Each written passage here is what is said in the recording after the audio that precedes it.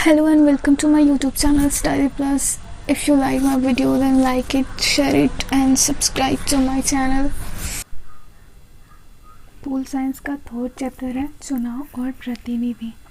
जानते हैं चुनाव के बारे में। लोकतांत्रिक व्यवस्था में जनता जिस विधि द्वारा अपने प्रतिनिधि चुनती है उसे चुनाव या निर्वाचन कहते हैं। अब हम जानते हैं प्रतिनिधि किसको कहते हैं। लोकतांत्रिक व्यवस्था में जनता जिस व्यक्ति का चुनाव करके सरकार में, संसद या विधानसभा में भेजती है उस व्यक्ति को प्रतिनिधि कहते हैं। प्रत्यक्ष लोकतंत्र क्या है उसके बारे में जानते हैं। प्राचीन यूनानी नगर राज्यों में कम जनसंख्या होने के कारण जनता एक स्थान पर प्रत्यक्ष रूप से एकत्रित होकर हाथ उठाकर रोजमर्रा के फैसले तथा सरकार चलाने में भाग लेते थे, जिसे प्रत्यक्ष लोकतंत्र कहते हैं। अप्रत्यक्ष लोकतंत्र आधुनिक विशाल जनसंख्या वाले राष्ट्रों में प्रत्यक्ष लोकतंत्र व्यवहारिक नहीं रहा। आम जनता प्रत्यक्ष रूप से एक स्थान पर एकत्रित होकर सीधे सरकार की कार्यवाही में भाग नहीं ले सकती है, इसलिए अपने प्रतिनिधियों को भेजकर सरकार में अपनी उपस्थिति दर्ज करवाई जाती है। इसे अप्रत्यक्ष लोकतंत्र कहते हैं।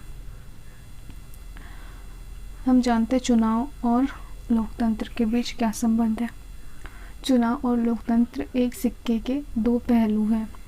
लोकतंत्र चुनाव के बिना अधूरा है तो चुनाव लोकतंत्र के बिना महत्वहीन है। भारत में चुनाव व्यवस्था। भारत में चुनाव की क्या व्यवस्था है उसके बारे में जानते हैं। भारतीय संविधान में चुनावों के लिए कुछ मूलभूत नियम, कानून एवं स्वायत्त संस्था के गठन के नियमों को सूचीबद्ध कर रखा है। विस्तृत नियम कानून संशोधन परिवर्तन का काम विधायिका को दे रखा है। चुनाव व्यवस्था में चुनाव आयोग का गठन, उसकी कार्यप्रणाली, कौन चुनाव लड़ सकता है, कौन मत दे सकता है, कौन चुनाव की देखरेख करेगा, मतगणना कैसे होगी आदि सभी स्पष्ट रूप से लिखा है। जानते हैं चुनाव आयोग के बारे में।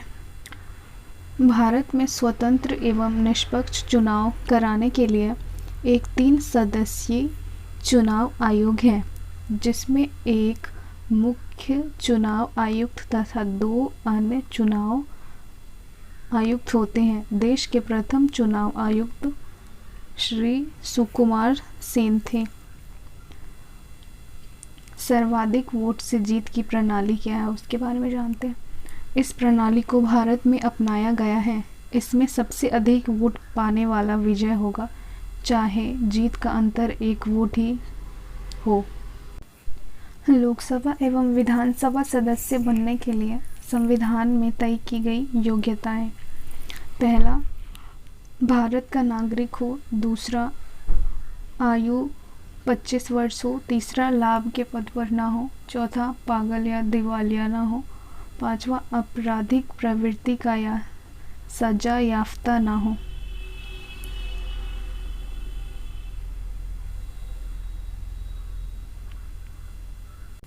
जानते हैं लोकतंत्र में चुनाव का क्या महत्व है। चुनाव व लोकतंत्र एक सिक्के के 2 पहलू हैं। आज विश्व में 100 से अधिक देशों में लोकतंत्र है। जहां लोकतंत्र है वहां जन प्रतिनिधियों को चुनने के लिए चुनाव प्रणाली अपनाई जाती है। चुनाव की प्रक्रिया क्या है उसके बारे में जानते हैं। फर्स्ट है चुनाव आयोग द्वारा अधिसूचना जारी होना। सेकंड है चुनावों की तिथि, आवेदन करने, नाम वापस लेने की तिथि, चुनाव प्रचार तथा चुनाव प्रचार की निगरानी करना, तय तिथि पर चुनाव स्वतंत्र एवं निष्पक्ष कराना, मतगणना कराना तथा चुनाव परिणाम घोषित करना, चुनाव अधिकारियों की नियुक्ति, मतदान केंद्रों की स्थापना।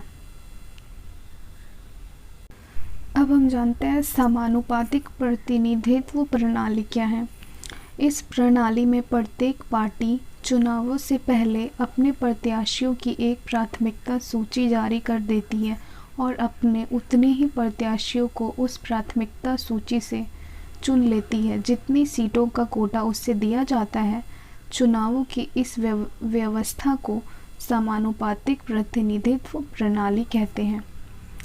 समानुपातिक प्रतिनिधित्व प्रणाली के दो प्रकार होते हैं। जैसे इजराइल व नीदरलैंड में पूरे देश को एक निर्वाचन क्षेत्र माना जाता है और प्रत्येक पार्टी को राष्ट्रीय चुनावों में प्राप्त वोटों के अनुपात में सीट दे दी जाती है।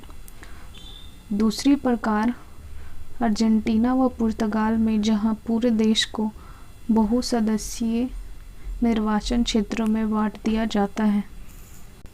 अब हम जानते हैं भारत में सर्वाधिक वोट से जीत की प्रणाली क्यों स्वीकार की गई। फर्स्ट, यह प्रणाली सरल है। उनका मतदाताओं के लिए उन्हें राजनीति एवं चुनाव का ज्ञान नहीं है। सेकंड, चुनाव के समय मतदाताओं के पास स्पष्ट विकल्प होता है। थर्ड, देश में मतदाताओं को दलों की जगह उम्मीदवारों के चुनाव का अवसर मिलता है जिनको वो व्यक्तिगत रूप से जानते हैं। अब हम जानते हैं निर्वाचन क्षेत्रों का आरक्षण। भारतीय संविधान द्वारा सभी वर्गों को संसद में समान प्रतिनिधित्व देने के प्रयास में आरक्षित निर्वाचन क्षेत्रों की व्यवस्था को अपनाया गया है। इस व्यवस्था के अंतर्गत किसी निर्वाचन क्षेत्र में सभी मतदाता वोट तो डालेंगे, लेकिन प्रत्याशी केवल उसी समुदाय या सामाजिक वर्ग का होगा जिसके लिए सीट आरक्षित है। सार्वभौमिक वयस्क मताधिकार क्या होता है उसके बारे में जानते हैं। किसी जाति, धर्म, लिंग एवं क्षेत्र के भेदभाव के बिना सभी 18 वर्ष से ऊपर आयु वर्ग के नागरिकों को मत देने का अधिकार है। चुनाव सुधार। चुनाव की कोई प्रणाली कभी आदर्श नहीं हो सकती। उसमें अनेक कमियां और सीमाएं होती है। लोकतांत्रिक समाज को अपने चुनाव को और अधिक स्वतंत्र और निष्पक्ष बनाने के तरीकों को बराबर खोजते रहना पड़ता है, जिसे चुनाव सुधार कहते हैं। जैसे भारत में आपराधिक प्रवृत्ति के लोगों को चुनाव लड़ने पर प्रतिबंध या फिर चुनाव लड़ने के लिए कुछ अनिवार्य शिक्षा योग्यता निर्धारित करना। चुनाव प्रणाली की विशेषताएं क्या हैं उनके बारे में जानते हैं। भारत में सर्वाधिक मत से जीत की प्रणाली को अपना रखा है। इसकी विशेषताएं हैं। फर्स्ट है, यह सरल है। सेकंड, इसमें प्रतिनिधि जनता के प्रति जवाबदेह होते हैं। थर्ड है, मतदाता एवं प्रतिनिधि का प्रत्यक्ष संपर्क रहता है। फोर्थ है, यह प्रणाली क्षेत्रीय प्रतिनिधित्व लोकतंत्रीय सिद्धांत पर आधारित है। फिफ्थ में इसमें खर्च कम आता है।